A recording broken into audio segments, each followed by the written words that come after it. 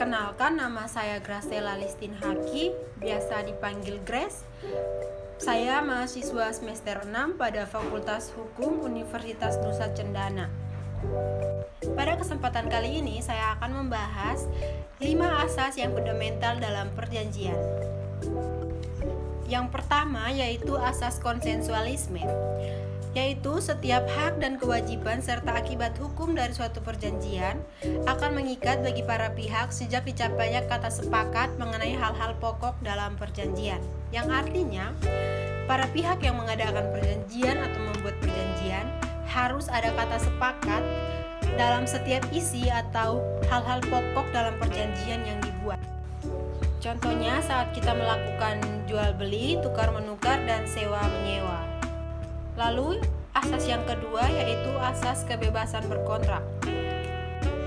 Asas kebebasan berkontrak disimpulkan dari pasal 1338 ayat 1 KUH Perdata yang menyatakan bahwa setiap perjanjian yang dibuat secara sah berlaku sebagai undang-undang bagi mereka yang membuatnya.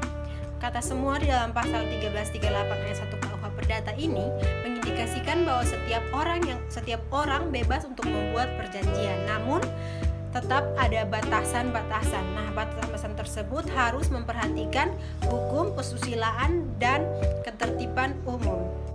Secara historis, asas kebebasan berkontrak memberikan kebebasan untuk yang pertama, membuat atau tidak membuat perjanjian, yang kedua, memilih dengan siapa akan membuat perjanjian, yang ketiga, menentukan isi dari perjanjian, yang keempat, menentukan bentuk perjanjian, dan yang kelima, menentukan cara penutupan perjanjian.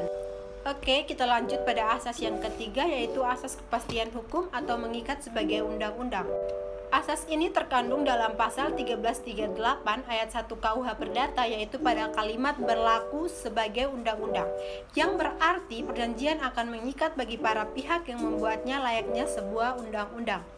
Dengan adanya asas perjanjian atau kepastian hukum ini, maka jika salah satu pihak melakukan wan prestasi, maka perjanjian tersebut dapat dijadikan bukti bahwa seseorang telah melakukan wan prestasi atau melanggar dari isi perjanjian.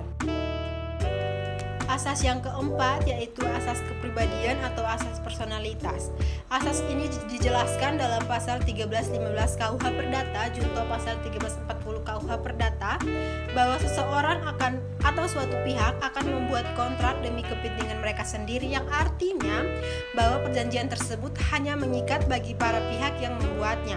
Contohnya dalam jual beli, pihak A dan pihak B mereka melakukan perjanjian. Nah, perjanjian itu hanya mengikat bagi kedua belah pihak tersebut. Lalu asas yang kelima yaitu asas itikat baik. Asas ini tercantum dalam pasal 1338 ayat 3 KUH Perdata. Perjanjian harus dilaksanakan dengan itikat baik. Nah, dalam asas ini para pihak yaitu pihak kreditur dan debitur harus melaksanakan substansi kontrak berdasarkan kepercayaan atau keyakinan yang teguh maupun kemauan baik dari para pihak. Contoh asas itikat baik ini dalam proses perjanjian jual beli online atau transaksi online elektronik harus didasari dengan itikat baik dari masing-masing pihak, yaitu pihak pelaku bisnis online dan pihak konsumen.